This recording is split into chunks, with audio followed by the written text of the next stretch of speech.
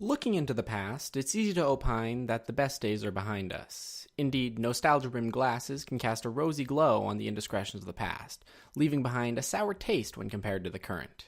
However, BlizzCon 2014 had the largest viewership of a Starcraft event, and features that were formerly technical marvels, like inline player cams, are now commonplace in even the most low-key tournaments. All of this leads to the question, are Starcraft events the best they've ever been, or have we lost something along the way? This is episode 2 of the High Yield Podcast, and joining Ravi and I this week is ZombieGrub from Base Trade TV. Stay tuned.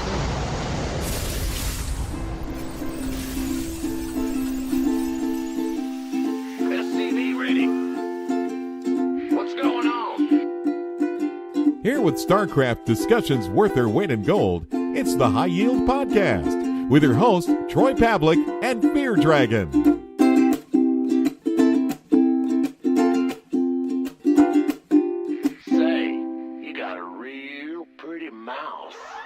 To start us off, what are some standout tournaments in your mind that stick in your recollection, and why do they stand out? ZombieGrub first. Honestly, I always remember MLGs, going home at like Friday and getting ready to watch them at 6 p.m. and knowing I'll watch StarCraft for the rest of the weekend. Why do MLGs stand out to you? Honestly, it's a question that I've asked myself, so I honestly don't know. I guess they had this really awesome open bracket with really amazing storylines like Lenok. And it was just, you knew it was going to be a full 3 days of really good StarCraft content. For the most part, I know they had their share of terrible MLGs, but the ones that went smoothly were awesome. Yeah, I look back on some of the earlier MLGs, and I don't think that I enjoyed the early MLGs before Koreans were showing up nearly as much as I did the ones after. And I think that has to do with not just the fact that Koreans were there and adding additional value and hype to the games, like that additional foreigner versus Korean storyline, but there were a lot of other improvements. MLG did not start off with the greatest productions for StarCraft. I distinctly also remember things like audiences not being nearly as well, mic'd. And to be entirely honest, I think they had probably less chairs than almost any event I can possibly think of right now. So there were like a lot of other factors that went into that. Because I also think of MLGs as a very standout tournament experience. Those are really, really memorable events for me. Yeah, I can sort of mirror that sentiment. The one MLG that sticks in my mind is the one, I can't for the life of me remember what it was, but it was the finals between Flash and Life. You had both the casters making these constant puns about he's fighting against God for his very life. But, and this is one of the main things I think is important about the StarCraft event that I think we haven't seen lately, is the casters were exceptional at hyping up the game. Recent events I've found casters don't really hype the game. We all can like sarcastically say on our StarCraft Circle Jerk that, oh my god, caster hype, excellent force fields and storms.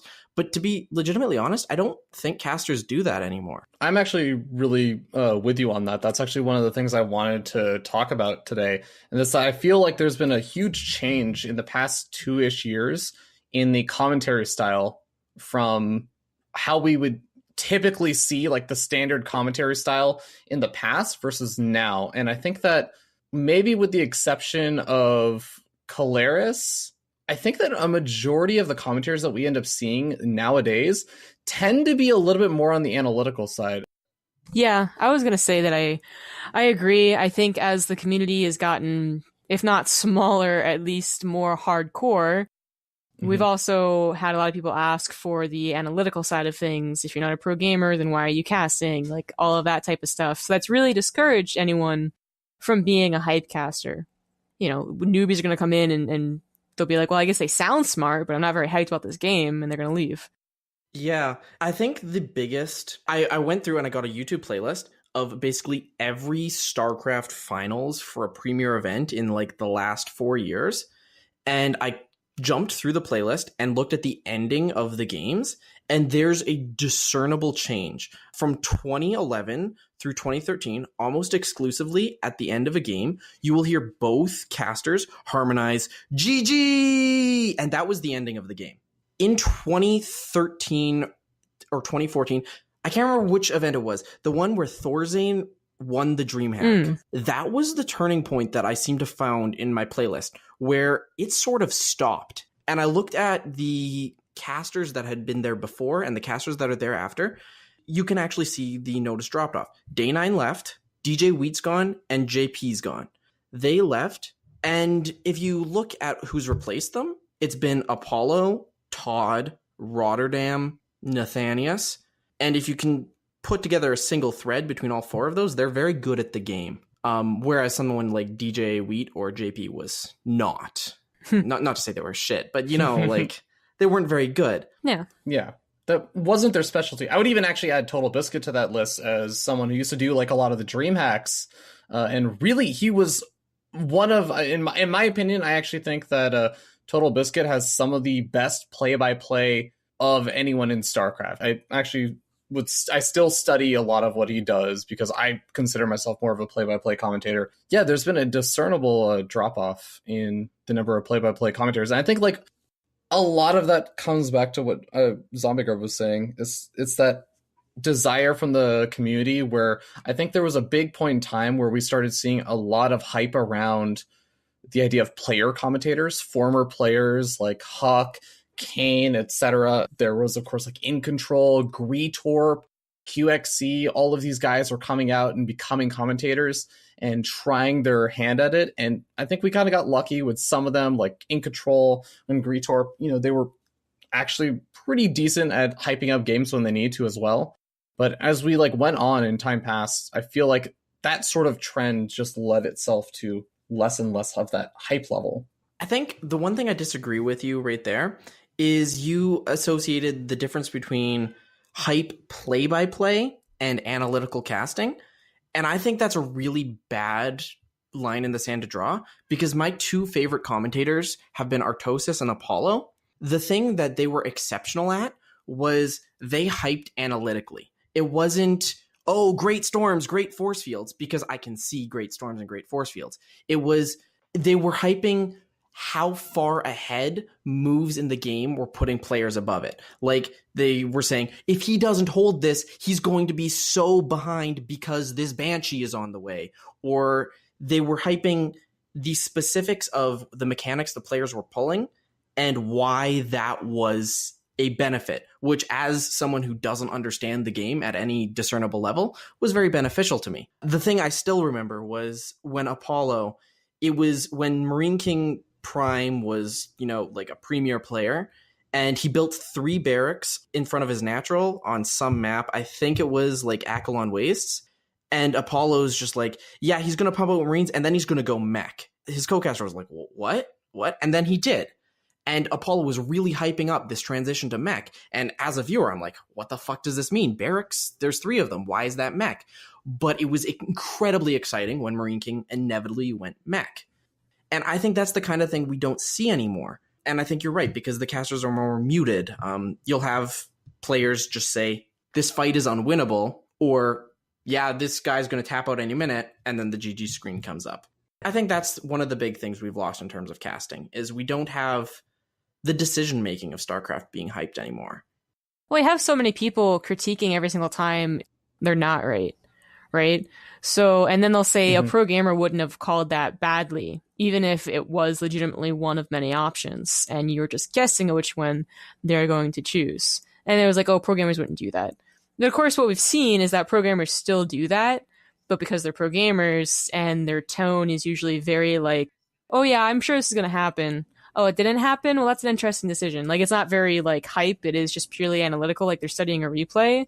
Dude, no one wants to be that guy who's like, oh my god, he might be going to mech after this because X, Y, and Z. Oh, he had decided not to. Yeah, I would definitely agree with actually a lot of that. We've seen some, I would say that there are some player commentators that have impressed me. I don't know if you guys remember, there was a point in time where QXC had just started commentating for the first time, and he went over the top levels of hype. And I thought that was a great example of how someone who knows a lot about the game can bring in that kind of like hype levels. That it shows that like you can be knowledgeable about the game and also still bring a lot of hype around the knowledge. Kind of what Troy was saying, but like maybe it's a bit more to an extreme and over the top. I think that also one other person that I really enjoy listening to is Pig, because I think Pig, there's one other thing that I think I sometimes miss in nowadays commentary, and that's that sort of energy that a lot of commentators don't seem to have quite as much anymore in whatever they're saying, where they just seem like they're enjoying the game immensely. And I think that that's one thing that I really like about Pig's commentary right now, is that whenever I listen to Pig, I feel like he's enjoying the game. Whenever I listen to Artosis, when he's getting really like hyped about it, I can tell he's enjoying the game, and his enjoyment of the game makes me want to enjoy the game. It's that effect, the rub off effect of someone who's getting excited about something and makes me want to be excited about that same thing. Even they could honestly be talking about something that was not StarCraft. They could be talking about flowers or grass growing, but I would still be excited about it because I would see these guys are so excited and so passionate and happy about whatever's happening. I want to be that passionate. I want to be that happy about whatever they're talking about. I want to be a part of that. An interesting fact about QXC, he impressed me enough that when SC2CTL was running at that point, we paid him some money. We're like, hey, can you come guest cast a best of 7? I'm a super huge fan, like have my babies. And it ended up that he was casting 2 South American teams that were not very good. And his cast was exceptionally bad. And you could tell he was not enjoying it because the level of play was not high enough. QXC is one of those, he won't give you the, oh, great force fields when they're really not. He's not going to lie to you about the game, but he gets incredibly excited about games that are truly good. And that allows you to trust him a bit. So when I hear QXC casting and he gets hyped about something, I know I can get hyped about it and not look like an idiot on Reddit when I talk about it. I think you bring up a really interesting and deep topic of at what level does the commentary, the hype that a commentator tries to bring become artificial? At what point does it, for example, give that distrust that for the viewers and say like, oh, they don't actually enjoy this. They're just trying to build up hype because that's their job. And I think that that trust is important, but there's definitely been a trend downward in terms of like hype to trust ratio. People have gone more for the trust side rather than the hype.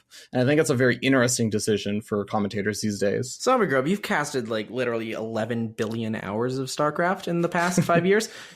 What do you and Rifkin do? Like, do you find yourself still trying to hype up the fights, or has it passed? No, it's mostly passed. But we stick to the casting style of chill, basically. So if we are excited about something, we'll get excited. If we are going to try and call something and it ends up not happening, we'll be like, oh, we were totally wrong. Oh, we suck. And then we'll laugh at each other, right? Whereas, professionals can't really do that in a professional cast. In Control might be able to. And that's why I still like, In Control's commentary, where it's not really hype, but it's still a lot of fun. I'd certainly be like on board with having more of those types of casters if we can't find any of those really good hype casters anymore. Do you still find the games that you're casting exciting? I know that was one of the things Nathaniel said, is that he finds it hard to hype. Like, this was when he had first gone full time and had been doing events for like 3 months. He was saying he found it hard to get hyped up about events because he's just seen everything before. I had a lot of that when Legacy of the Void was just TVZ. That was honestly pretty boring, and I didn't look forward to casts. But in Heart of the Swarm, it still, I guess, amazes me how good people are at the game. And there's enough balance that there's diversity in almost every single tournament. We don't get just Terrans or just Zergs. So I don't really get bored, no. Only in very specific scenarios, like, what was popular? Swarm hosts. Not even Swarm hosts could be fun games, even if they're 3 hours long and I make pancakes. Like Broodlord Infestor, I think, was one period which I know not just myself, but like I know a lot of other commentators would say things like, I could cast this game without actually watching it because I know exactly what's going to happen. And we're waiting until the 14-minute mark when the Immortal Sentry all-in hits. And if that succeeds, then the Protoss player is going to win. If it fails, then, there's like a small chance that the Protoss somehow manages to like win later on and carry it out to like the the vortex period. Like there was, I think, that period of time where a lot of commentators got pretty tired, but I would say that there haven't been that many. Real talk though, you two are commentators and I'm not. I hate casting. I've tried it like 3 or 4 times and I've consistently hated it every time. So I experienced this strictly as a viewer. I liked Broodlord and Fester. I mean, No. some of the most memorable games I can think of were like, you had the Kiwikaki one where he first taught us how to use motherships. That was before Broodlord and Fester was rampant, though. It was still a Broodlord and Fester game. I mean, But that was back when everyone was interested, and it like literally Broodlord and Fester lasted so long. It really did get to the 500th game where you knew that Darren was going to lose if they didn't kill them by 12 minutes.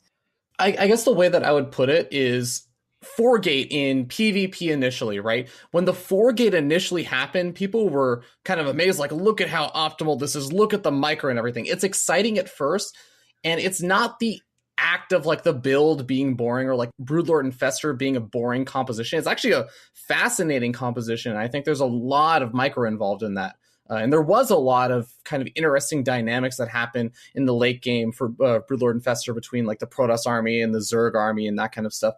But it's the act of it happening over and over and over again to the point of repetition where it's no longer about the early stage of the game. It's almost as if in most situations you could ignore that the first 10 to 15 minutes of the game happened and you almost might as well have just jumped into the late game. is it fair to say that the Broodlord and Fester period was similar to that Swarm Host period, albeit the Swarm Host one was much shorter? I wouldn't put it on the same level, simply because even though Storm Hosts were obnoxious, there are still other things you could do. And I guess it was becoming the best when people learned how to turtle. You know, you could go bio or mech versus Broodlord and Fester and Wings of Liberty, and both would die the same way. Whereas if you didn't want to deal with Swarm Hosts as a Terran player, you just went bio. The reason that I ask was because in the context of events and making events fun to watch, like the Swarm Host games got the most viewership. Like It did, yeah. that 1-2 hour game that between Firecake and I think Mana, that had the highest viewership of the event it was in. I think that it's one of those things where you're watching the train wreck that you can't look away from, and I think it's very easy to neglect the importance of people who are involved in esports, because esports is still fairly young. And I know that we keep saying this. I'm kind of curious how long we'll be able to keep saying esports is a young thing, because at some point it's not going to be young anymore. But esports is still young enough that people who are involved want to be involved, and they want to have been able to say, like, I was there when such and such happened. And I think that's what keeps a lot of people watching those kinds of train wrecks of games. They just want to be able to say, yeah, I was there when the longest game in WCS history happened. It was a night. They want to actually be able to be there so they can complain about it. Yeah. It's a fascinating effect. I don't think anyone liked the Swarm Host games when they were 30 minutes to an hour long. It was when they beat the hour that suddenly was like, oh my god, it's going to be another long one. And then that's when people started to roll in. So you still had plenty of games, but they were 45 minutes long and everyone just agreed that they hated it. Not to toot like commentators' horns a little bit, I think the commentators made a lot of those very, very long games actually enjoyable, because most of the time, I think the most enjoyable part about watching those games was the descent into madness of the commentators. Yeah. And that would involve like Total Biscuit starting to play smooth jazz in the middle of the game, or, oh my God, making pancakes comes to mind as well. Like just the absurdities that I think the commentators ended up bringing that oftentimes weren't at all related to the game, besides the fact that they had to be there and they had to watch it. We're describing these as, you said, that's the most enjoyable part of the game, and I tend to agree. And that's because it's an unplanned event. It's something that shouldn't happen. You shouldn't have these casters trapped in this prison of a Swarm Host game, subjugated to the endless supply of free units. But it is happening, and viewers enjoy watching the casters suffering. Are we focusing on events that are too sterile or vanilla? Is there too much of a focus on having a presentable, sponsor-friendly, this is a clean broadcast, and it's not even about just not being unfiltered, but They want to have a technical show. They want to throw the camera transitions at exactly the right point, and they just want to have a flawless production while sort of forgetting the excitement of unexpectedness. Well, I would ask, what is the exciting things that could happen that would make it better? One thing that comes to mind immediately for this is it was in WCS Europe. QXC was playing, and after the game, they threw it to Kalaris for a post-game analysis. And Kalaris is like, it's in front of a Nexus, and QXC's army is sort of surrounding this Colossus army, and he's on the high ground on, I can't remember the map. I think it was Frost. Kalaris is sort of saying, okay, and QXC has his army here, and I don't know why he's putting in. And then QXC, who's sitting on a chair off screen, kind of comes in and starts arguing with Kalaris. Like, well, no, like, look, my upgrades are about to finish, and I have to push now. And then QXC ends up taking the mic and basically doing the analysis. That's not something they could have ever planned for. And in a sterile event, something entirely vanilla, QXC wouldn't be sitting there. This would be a studio set, and Kalaris would be analyzing, and that would have never happened. And something like that hasn't happened this year in WCS. And that's sort of what I'm saying, is allowing randomness to enter your broadcast instead of tightly controlling it. And events don't really do that anymore. Would you agree with that? It's hard to say. I mean, the reason that things have gotten so streamlined is because there's literally no room for errors that are bad. So everyone's always happy when that happens, like QXC gets on the mic, or Kalaris has a giggling fit, and Todd's just like, what the heck's going on? Yeah. Like, everyone thinks of those as those happy moments, but if they simply said, well, let's make it a little more loose, chances are you're not going to have as many happy moments. You're going to have just a lot more like awkward downtime, filler content that no one really likes, crowd shots that no one really likes. There's just no planning for happy randomness, and the chances of that are too low for broadcasters to gamble on. I don't actually like the word randomness in this, because I agree that those are random events that weren't planned for, but I think the way that I would describe it is the broadcasters are having fun. And there's a really important thing that Red Eye has been a huge advocate of saying, and that's that don't mix up being professional with not having fun. It's something that a lot of people tend to do when you say, oh, you're just being overly professional and, you know, you're taking things too seriously. I think there's a huge difference in having a professional production, having your transitions go smoothly, etc., versus not having fun and keeping things very sterile, as kind of you're implying, where I think you can have a lot of fun. I think that one of the really good examples of this in my mind was Aces ROG, where maybe I would say professional in terms of the content that was discussed went a little bit off, but it was a pretty professional production in the sense that transitions and the technical aspects of the production were very smooth, but you had Too Good and In Control, and there's a huge highlight of this if anyone wants to actually YouTube this, doing this crazy banter.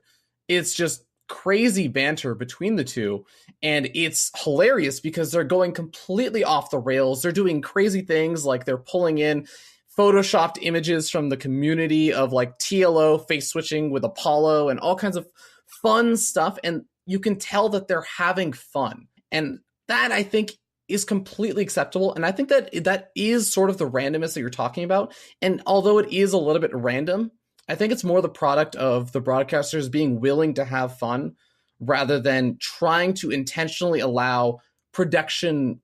I almost want to say faux pas. Like, for example, letting QXC walk onto the set where someone else is doing analysis. That is what I would call a production faux pas. And even though it turned out well, I would agree with ZombieGrub that that's not the thing you want to encourage. You want to encourage your broadcasters to have fun so that you can have planned events. Even if it is a little bit on the spot, it's on the spot, and then like you talk to your production crew and you talk to whoever and like try and make that fun happen in a controlled setting. It's just such a hard thing to be like, we need to have more fun, guys, but also keep it professional, because you also have to take into consideration all of their sponsors. and like basically what they are trying to achieve. So WCS is obviously trying to be the pinnacle of StarCraft 2 in terms of professionalism and smoothness and whatnot, like the LCS, which is also very smooth and doesn't leave a lot of room for mistakes. And they should be allowed to do that. But like, does everyone have to copy that? No. Is everyone copying it? I would also say no. Maybe it is going too much in WCS. Like maybe if MSI had been on a couch, no one would be like, wow, it was so terrible. Maybe they'd be like, it was only kind of terrible. I think I don't know. I would you argue that, because you talked about WCS, and I want to interrupt you here really quickly, Troy, before you get your thought in.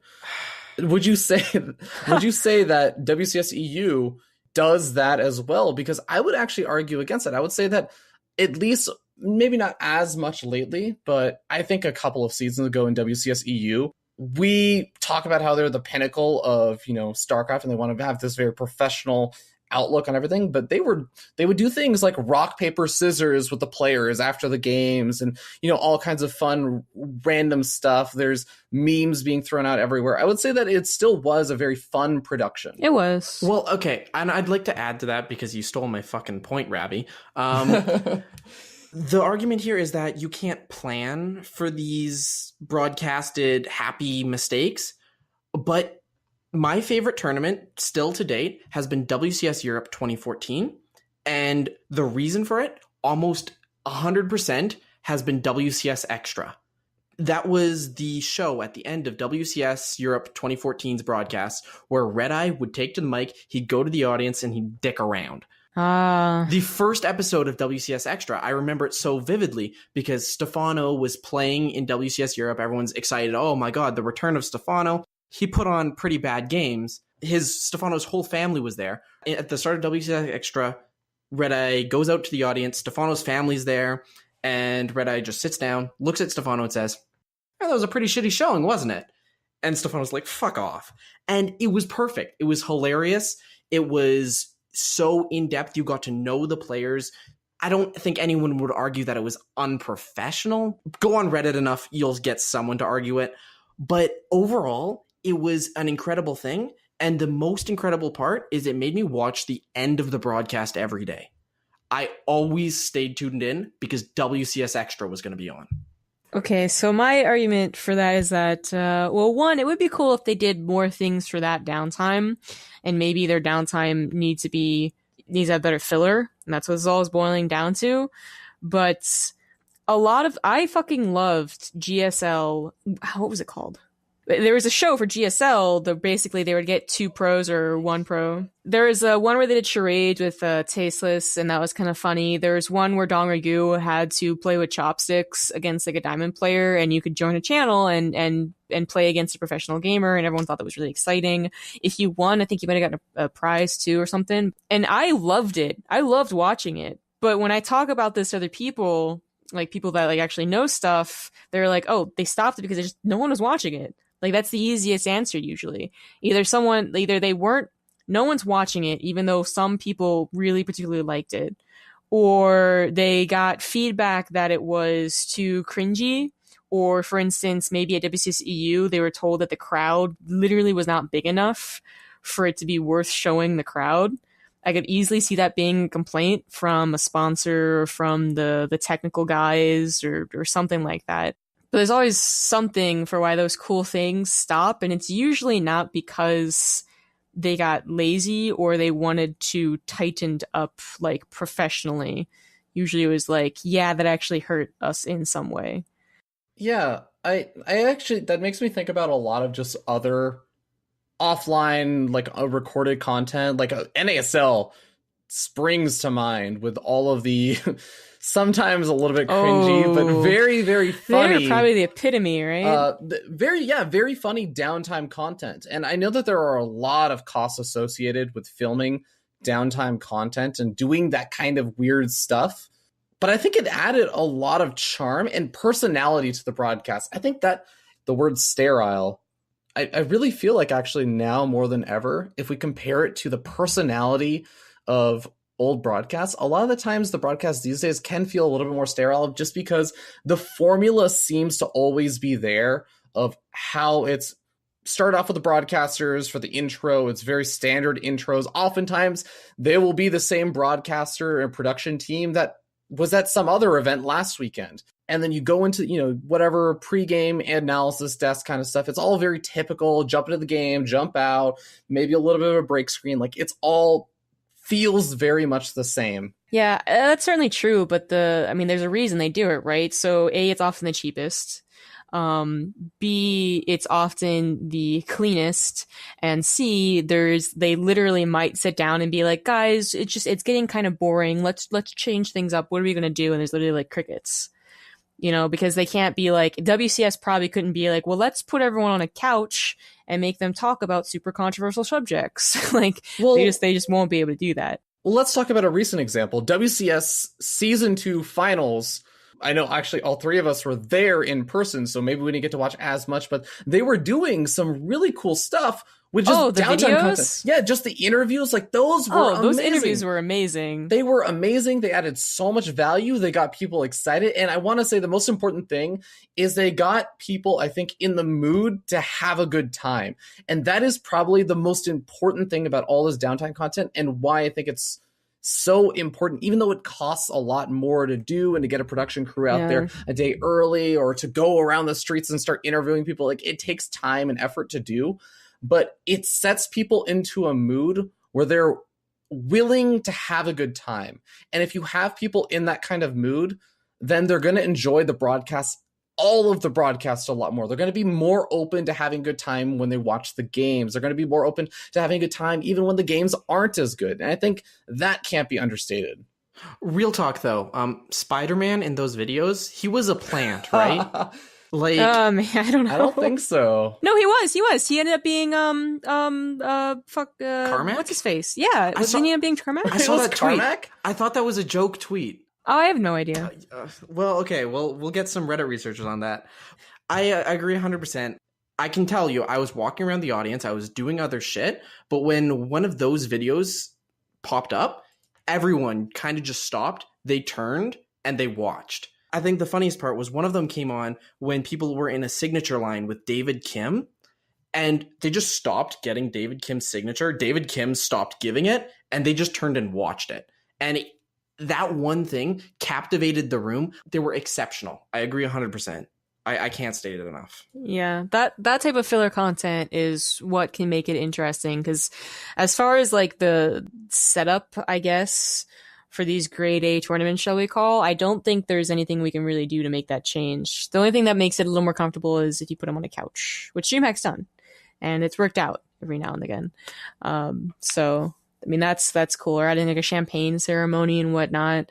But there are going to be differences between the sterile WCS and Home Story Cup, and maybe some that are kind of in between.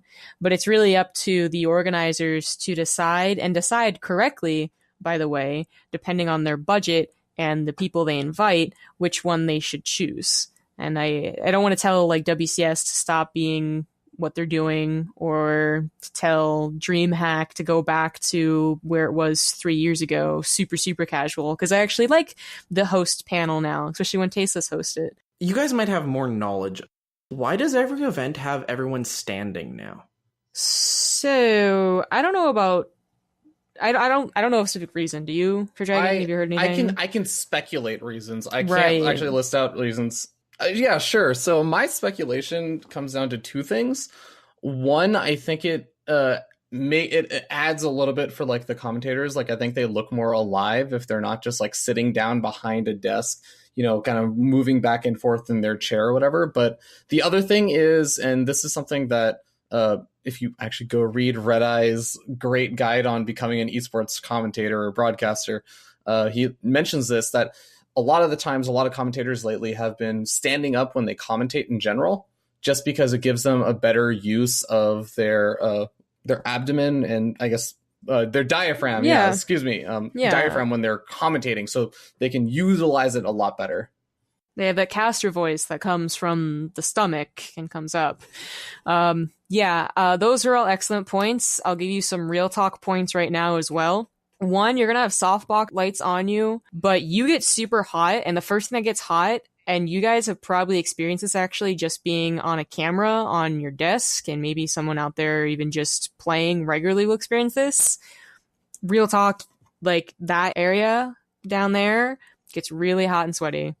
Like, just straight up, okay? That's why Rifkin doesn't wear pants. That's where if I ever wear a dress or a skirt, I'm just like, holy crap, this is amazing. And that's why we stood up at Home Story Cup, because it was literally so hot, and that actually made it just a little bit less hot. And that's why at Hell to Vote Time, I turned to Rifkin and I was like, you know what? Let's get a standing desk next time, because this is BS.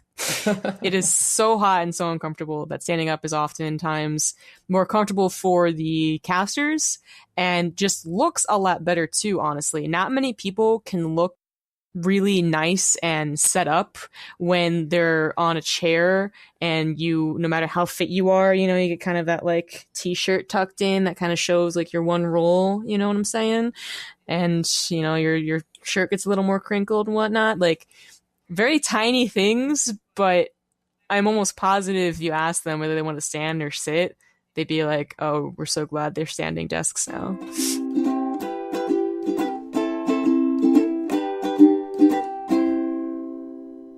My Insanity picked us up as a sponsoree last week, so we've officially gotten sponsorship from My Insanity. And in keeping with esports sponsorship, it's time to play the hashtag sellout game. In this game, now, both of you, ZombieGrub, Fear Dragon, hands off the keyboard, close the Google. The point of the sellout game is our panel guests today will try and take turns and name all the My Insanity players that they can. Oh boy. It's going to be spelling bee rules. If someone screws up, the other person has a kill shot. They got to name the next one to win. All right? Does everyone understand the rules? This is current My Insanity? Yeah, current My Insanity players. All right? Oh, okay. We're going to start off with, I'm thinking of what I had for dinner. ZombieGrub and Fear Dragon, guess what it was? Pasta. ZombieGrub? Steak. It was pizza. Fear Dragon's closer. So ZombieGrub, you have to... you pick second. Fear Dragon, name a My Insanity player. Penguin. Good. ZombieGrub? T. Drogo. Good. Fear Dragon? Winter. Good. ZombieGrub? Rain. Good. Fear Dragon? Wait, Rain's not on MYI anymore. Yes, he is. Yeah, wasn't Penguin Hold cheering on, for hold him? on. Yeah, Rain's on MYI. Shut the fuck up. That's a strike one, Fear Dragon. All right. Name Okay, a My fine. Insanity player. Who have we said so far? Almost out of time. I had one in my head a second ago. Hallican. What the fuck is a Hallican? Hallican. He's trying out for the academy team. H-A-L-Y. Halcon. Oh, okay. The community manager who's not on... No, he doesn't count. Choose a new one. What? Why does Penguin count then? Jeez. Because he's team captain. It's true. And he's officially on the roster. Zervas. Good. ZombieGrub. Soxfree? Soxfree is good. Fear Dragon? What? I thought we already said Soxtree. Damn it. I would have saved him then. Oh shoot, Queenie's not on MYI anymore. Arium. Yeah. Oh my god. There you Arium. go. ZombieGrub. Oh my god. There are more people. There's only like 4 more. Some of those are academy players. I don't know anymore. Almost out of time. Fear Dragon, kill shot. Can you name the last My Insanity player? Please God, Fear Dragon, can you name the last My Insanity player? Spelling rules are stupid. Oh my god, I'm trying to think. I know the account. I know I'm following one of Time's them on up. Twitter. New rules. You're allowed to Google. Go. Can you name the last My Insanity player? First one to say it wins. That actually took a long time Cyril. to figure it out. Cyril! Fear Dragon wins the hashtag Wait a sellout minute, game. and Raynor. Balloon. Smile. Excuse Balloon's you. retired. Yeah, no, there's... Oh, and Bliss. Yeah, there's Blisk that wasn't mentioned. Balloon is inactive, so he wasn't really... So the active roster, Arium, Blisk, Penguin, Petit Drogo, Rain, Saxcree, Cyril, Zervis, Raynor, Smile, and Winter. That was a good hashtag sellout game.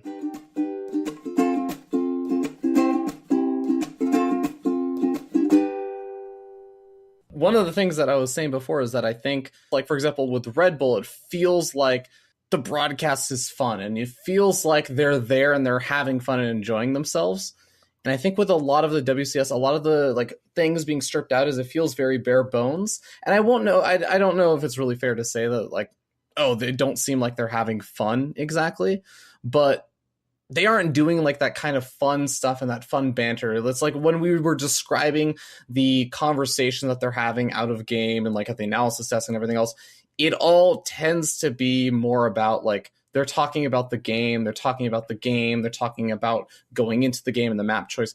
It's not nearly as much about like, you know, Red Eye saying Stefano like, hey, what the hell just happened here? And he's sitting there with his family or something, right? Like it's not that same kind of level or fun.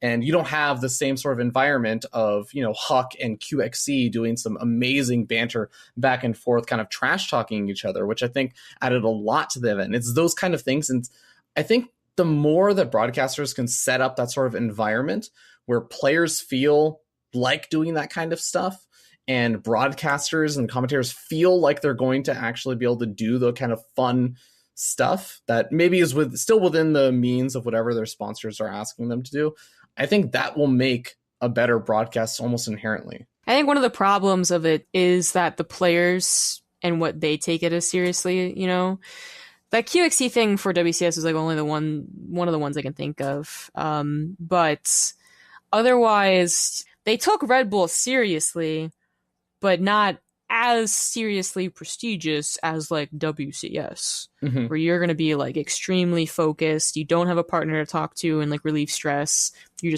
just one-on-one. So, you know, getting them to do an interview is oftentimes very boring, right? They try and do interviews and it never works. So I'm just gonna say it.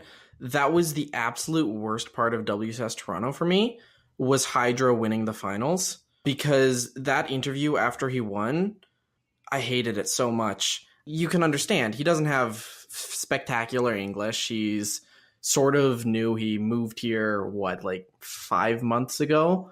But the fans were there. They were ready to cheer for him.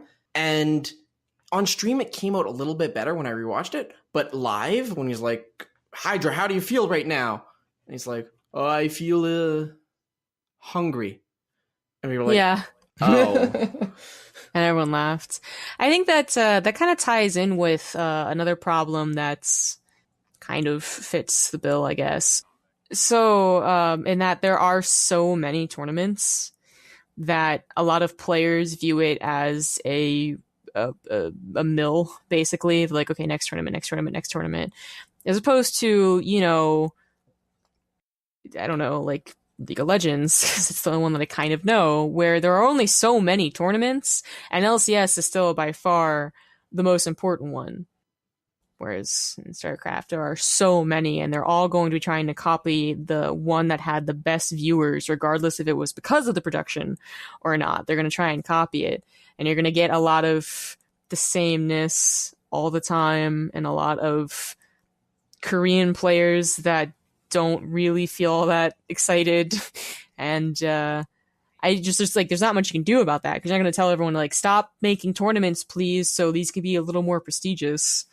Well, I think that it goes back to the problem of not just that there's a lot of tournaments, it's that there's a lot of tournaments that feel the same. I remember there was, what was it, an IEM and a DreamHack that happened on the exact same weekend. Yeah, and they were happening. They at the same always time. do, and every year. Honestly, if you asked me, because I watched both of them a fair bit, if you asked me, you know, about a particular series that happened at one of those events, I could not tell you which one it happened in most of the time, unless I really thought about it and thought, okay, well, I remember this person commentating it. And I think that person happened to, they were one of the IEM commentators. So it must have been at that one. Like, I had to reason through it like that. It blended together so much that I think it goes back to that previous discussion where it feels like events aren't unique enough. And this is something that I think, ZombieGrub, you were kind of hinting at, but this is one thing that I'm really, really been a huge believer in. And that's that events, if you're not a part of WCS, I think that every event should really try and just strive as hard as they can to make their event have a very unique feel to it, either through and I think Red Bull is doing the best job of any of the big organizers right now, of anyone. Because the most memorable events that I think of, going back to like the very first topic of discussion, are the ones that had a very, very well picked out feel to it. And Iron Squid is actually another event to me that really stood out. And it stands out. Why? Because they did all of these small things and even big things like hiring a live orchestra that makes it memorable. And having them, and that's why Home Story Cup is such a memorable thing, because it's so different, because it revolves around this very particular feel that they try and cultivate. And not enough tournaments these days, big tournaments, are doing this. And this is actually why I think more small tournaments, and I think I'm going to actually give a shout out to like you, ZombieGrub, and like Base Trade. You guys have a very different feel from a lot of the other events that have been put on, even online events versus offline events, or whatever you want to call it. But you guys have had a very different feel, and each one of your tournaments feels at least somewhat memorable. You do the small things like naming your tournament, like things like 32 Boys 1 Cup, or, those kind of like funky names. It draws attention. It sets yourself apart. And I don't think that enough tournaments are trying to set themselves apart. It's what you're saying before. They find this formula and they try and figure out how this formula of how the last event that got the most viewers applies to what they're already doing. And they just try and kind of like shove it in. That's what it sort of feels like sometimes, is that they're just shoving that in. I forgot about Iron Squid, by the way, but that's like an excellent one that really did feel different, even though it was technically like a pretty normal tournament. But DreamHack, unfortunately, like has really gotten away from, I guess, what it was 3 years ago, in a good way, in that there's less technical abilities, but still a lot of downtime. But in a bad way, because it's conforming. But like, I think DreamHack, actually, I probably shouldn't say this because I don't know much about other esports, but DreamHack does pretty well for itself, I would say. Yes. In general, I'm going to go with that, right?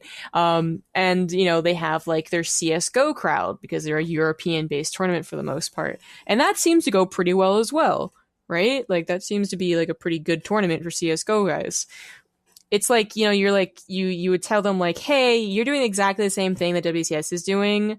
Could you just kind of mix it up for StarCraft? And they'd be like, well, how about we just drop StarCraft? And you're like, no, don't do that.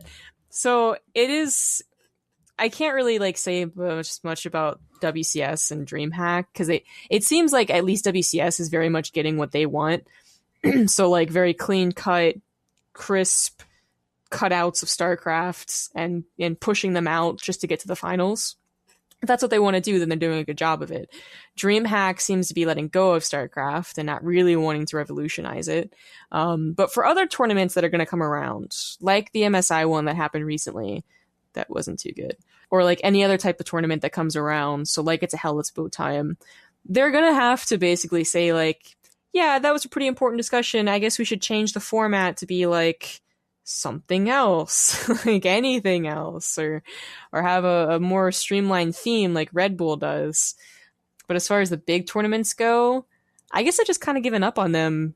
You actually bring up a really good point. Are there any other big premier tournaments besides WCS that are only StarCraft? ESL still does like the IEM events occasionally. Yeah, but those are League of Legends and CSGO. Yeah. Yeah, because there's base trade stuff, but that's not premier $100,000 prizes. Yeah. We're all StarCraft 2 until November 2015. What? Hashtag Overwatch.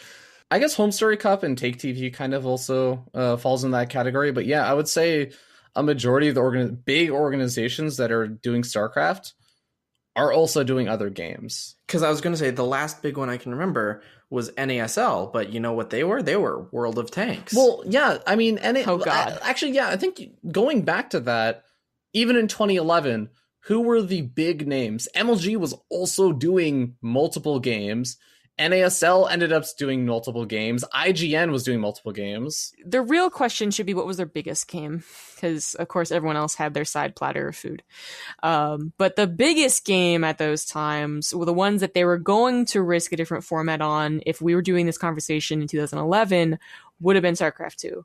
they would have been differentiating themselves not from, what game is better, but rather from the other tournaments are doing the exact same game. So I think we were asking the wrong question. And in that sense, MLG, NASL, IPL all had StarCraft. Well, no, I don't agree with the idea that experimental formats will come with the bigger games. I think that I would actually argue the opposite. It makes sense to do it more with the smaller games. Like that wasn't really my point, though. Okay. So I don't know. I was just saying that, like, we asked, like, who had the big names of StarCraft 2, or who Right. only did StarCraft 2, and I was like, well, no one really did, but they were the biggest games then, and that's, if they wanted to be the biggest of the big, they would have to make themselves unique. Okay, that's fair.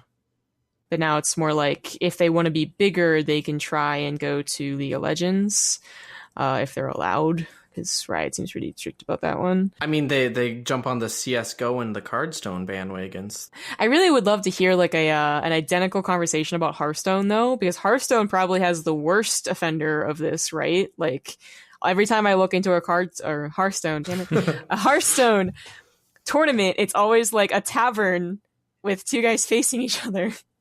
And I'm like, well, that seems about right. I guess it's like a tavern type of game, I guess. I've never watched a Hearthstone tournament in my life. Never? Okay, well, that's basically all of them, so there you go.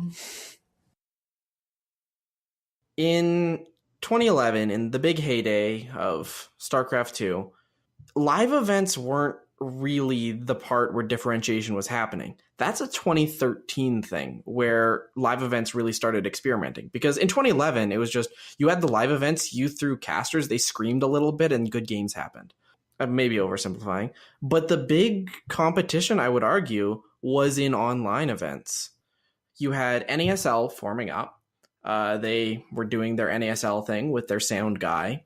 But they got a studio, and they put Greetorpin in control in the studio. There was EG's Masters Cup. They got a studio. They tried to put Orb in the studio, and then all hell broke loose. But there was that. God. There was IPL, an online-only broadcast, but they got a studio. They put Kevin Knock and Doa and HD Starcraft in a studio, and they put an online broadcast together. When you look at online events today, besides base trade, are there any online events that are focusing on being an online event? That hurts. Okay, you know what, Ravi?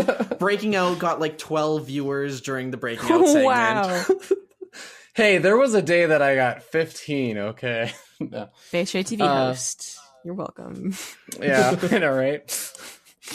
No, I see what you're saying, though. I still disagree, though. Not like because I'm patting myself on the back or whatever, but because I think that there are still a decent number of online tournaments, online events that are still trying to make it happen. There's especially, like, I would say a few months ago, maybe this is a little bit less relevant since there was the whole scandal with the Korean sponsor that ended up happening. But like I was going to say, like, Pewee was running events, Mal was running events, Wardy is still running events, and SC2 Improved Team League. I think that there are still like an okay-ish number of online events. Yeah, but you can certainly say that 2011 was way bigger. The question I have is, Wardy, and like, don't get me wrong, I love him to death. Wardy does incredible things. He did things that I tried to do, failed, and he still has continued to do for 5 seasons. But I don't feel like Wardy is trying to be an online broadcaster. Maybe, like, I feel like he's doing it out of necessity. He wants to do SC2 ITL, and the only way it's feasible is online. But like, when I watch his broadcasts, I don't see any innovations. I just see him casting games. He hasn't brought in a co-caster even. Wardy, he still solo casts most of his stuff. Unfortunately, I'm not awake when he does most of his broadcasting. But Wardy's still chiefly a solo caster. Am I correct? Yes. Yeah. Like, I don't think solo casting is the new big thing. I think there's a lot of valuable reasons why people don't solo cast. All credit to him. He's good at what he's doing, and he's continuing to do it. But I don't think he's trying to push the envelope with SC2 ITL. I would probably agree with that. Like, Wardy, I love him to death as well. Like, I don't think that he does anything super innovative, besides the fact that he's able to successfully run an online team league, because holy shit. How many of those have we seen completely fail after like a season or two? Spoiler alert, to find out how many, listen to the previous episode of the High Yield podcast. Wow, nice plug. But I think it'd be very interesting to hear Wardy's kind of perspective on what his objectives are with SC2 Improved Team League. Because I would agree, like, he's not exactly doing huge amounts of innovation, but he is incredibly consistent. I would still say he's growing his viewer base. He's grown his viewer base by a substantial bit.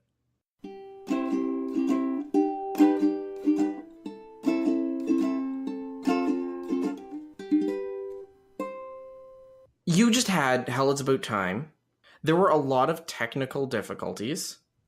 And I don't know if you or Rifkin made this post. In the post, there was casual mention of if there weren't technical difficulties, you expected a higher viewership.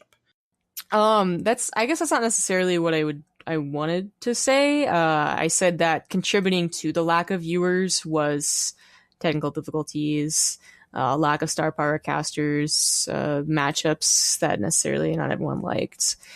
I don't want to say that if we had technical difficulties, we'd be reaching 18K, but I think if everything was smooth and streamlined, especially the finals, because the finals had this huge dip in viewers, if you look at the graph, right before it, that we might have been able to hype it up because it was a best of 7 and it lasted quite a while. We'd probably been able to hype that up to like 12 or 13, which is certainly a nicer number to hear, honestly. That would at least beat our online tournaments.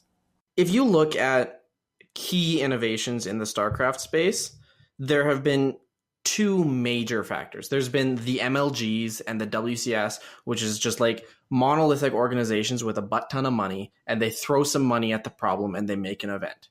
And then you have the other side, like Take TV with Home Story Cup, who made a unique small-scale product and grew into the powerhouse that is Take TV. Do you think that smaller live events are something that can go forward in this current StarCraft scene? Like, having done Hell It's About Time and seeing the results? That's certainly the hope. I mean, I feel like for a long time now, we basically had to admit that we are the smaller community. That's a fact. And, if you're going to call it, dead game or whatever, that's up to you. But we're also usually, and I think this has been proven, but I'm not sure, that we're the older ones, and we're usually, because we're older, we usually have more money to throw around because we have jobs. Just older people seem to be interested in StarCraft. So with that theory, and hopefully it's correct, and hopefully it'll actually show, because we're planning on doing those type of tournaments if we did another tournament, that if we appealed to a small number of people who are more willing to throw out cash for people they are dedicated to, as well as just because we make them feel like VIPs, then that is a format that would absolutely work. We're not going to get hundreds of thousands of teenagers who barely want to fork over $30 for a t-shirt, but we might get 100 people that will say, yeah, I'll buy that really expensive watch because it's a nice watch and Base Trade TV is a cool organization. See, and I bring up Hell It's About Time because it's the differentiator here. There's only been Hell It's About Time and Home Story Cup that have done this where they're catering to the live audience. And in fact, this is one of my huge gripes that could be its own show, is that live events generally focus on the stream and exclude the live audience to an extent. They're focused on producing an excellent stream, and the crowd is just an attribute of this stream. They want the mics for the crowd, but they're not necessarily there to please the live audience. Would you agree with that? Am I speaking? Yeah, I would agree with that. Okay. But given that, Hell It's About Time and Home Story Cup are different in that Hell It's About Time bought some ice cream for people who came there. Like, that's big. Yeah. That's directly benefiting the people that are there, which if we're talking about innovations, that's if you're making an event, and I have to assume you're planning Hiat 2 in some capacity in your back rooms at Base Trade TV. Are you going into those meetings thinking, we can make this event the best for the people that are involved and give them that VIP experience? Or are you thinking, how can we make the stream better next time? The first one, basically. We actually did receive at least a couple of complaints about how, like, the offline audience or rather the online audience, thought that they were being kind of shushed away when usually Base Rate TV is all about the online audience because we're online broadcasters. And I would have to say to them that, like, once or twice every year, we focus on the people that pay to come to a nice blowout event. Not so bad. I'm willing to give that up. And I'm not saying that we don't have a stream at all, obviously, because that's stupid. But I definitely would. I'm totally on board having basically a VIP tournament that really isn't all that VIP, but you get catered to and you get to feel special that you actually bother to show up to this tournament, as opposed to, thanks for going with this tournament, take a boomstick, make some noise, because otherwise the online audience is going to say some shit about us. Like, I don't want to be that tournament. Do you think it's possible to run a Hiat-esque event without kickstarting it? I don't know. We'd actually have to really look into the funds, but yes. I'm going to go with yes. The tricky thing would be that after all the expenses have been considered, so staging, production, but also all those perks that we want to provide, so like the card pack thing or something similar, or an ice cream truck or whatever, all of that probably easily, quote unquote, payable over time. Obviously, we don't have, $15,000 to roll around now. But the prize pool is where it gets tricky. And the thing is that our original Kickstarter was literally only for the prize pool. People just went really, really generous with it. I would say if we did anything, it would just be to kickstart the prize pool. But hopefully not. We're really trying to make it something that's, maybe we still don't make any money out of it, but that we don't have to take any money either. You know what I'm saying? Given that Hell It's About Time, it cost a lot of money, and you lost subs when you did it, or you didn't gain a lot of subs. There was a net loss in potential subs. Mm-hmm. The event was a sunk cost. Yes. And any subsequent event will probably also be a sunk cost. Yeah. I mean, at no point are we making money. I would say, like, basically 100%. Now, we don't have to pull money out of our own pocket is the dream for the next event, or be panicking over it, because we do have sponsors that are pretty good, and we do have plans at reducing the cost for the next one. And I mean, hell, ticket sales alone was such a huge surprise that we're going to seriously consider what we can do to increase the baseline, just because everyone told us it was too cheap, but also to increase the want of a cool ticket, like that's seriously was a surprising amount of money. That was not something we factored in, and does actually contribute a lot to the covering of the costs. So yeah, there's just no Starcraft event that I feel is actually like making that much money off of it after this event. But I don't know, sponsors, I guess more sponsors could be the way to go, or something. So, final question. Do we feel like Starcraft Productions are better than ever before? Well, that's a good question there, Ravi. Excellent. All right. Let's sum it all up. So I think that we're at a general consensus that Starcraft Productions are better than ever before from a technical standpoint, but there's still a lot that can be improved and maybe even sought back after from the past. Over the years, we've lost a lot of the uniqueness of Starcraft events. Whether that's just because we've done the same thing enough that it's become stale, or because events are sterilizing themselves, I think we can agree that Starcraft events these days have less heart. No, Heart was in our tournament, so